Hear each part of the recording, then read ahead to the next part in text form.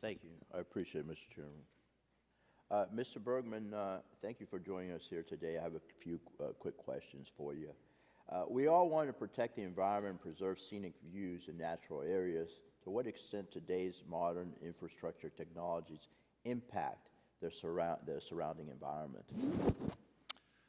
So thank you. So certainly one of the things that we see is a move towards much more small cell deployment, which tends to have, it's a fraction of the size, it tends to have a much smaller impact.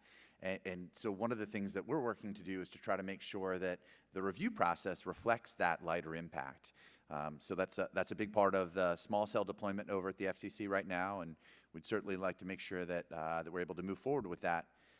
Because, you know, as you know, when we're able to deploy our service in those areas, we're not just taking advantage of that land, we're providing service to the folks who go into those areas, whether they're rural communities, whether they're parks.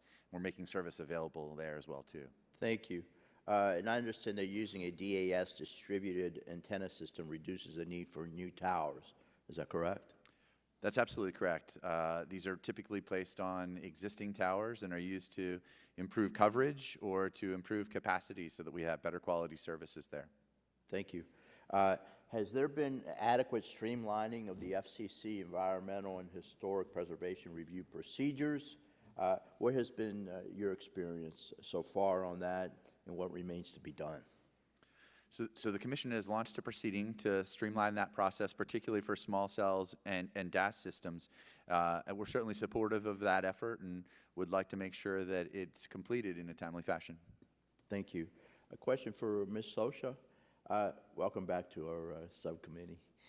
Can you explain a bit more about how streamlined infrastructure protocols on federal land, like at MacDill Air Force Base in the Tampa area, how it can help programs like your next century cities more efficiently meet your goals? I think in building out public safety systems, it's really important that there be a timely response to requests for permitting on those sites.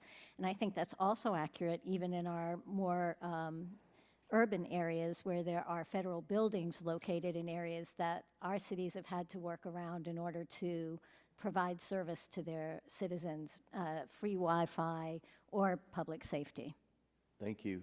And Mr. Benedict, just for my clarification, can you describe your view that railroad companies have unrealistic expectations about their rights to public corridors? Is that a question of statutory interpretation or maybe a general question of enforcement? Well, it's a question of the statute not having been as clear as it might have been. I mean, many of these rights-of-way have been in place for a very, very long time. And the real question is, are we entitled to access? Are we entitled to place in the ballast? What rates, would be reasonable to expect?